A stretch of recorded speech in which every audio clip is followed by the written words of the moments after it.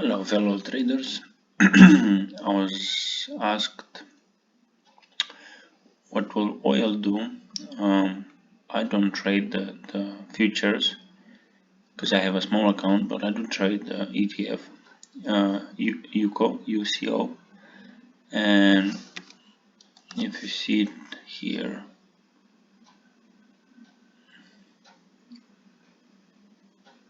yesterday we failed to take out these reversals, and we kind of had a turning point.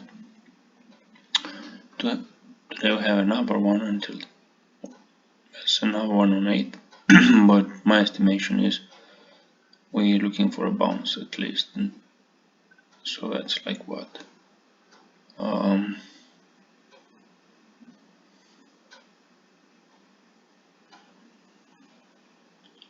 some 20, almost 20%. So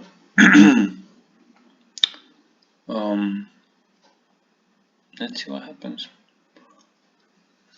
By the way, you have the reversals for the week, the month,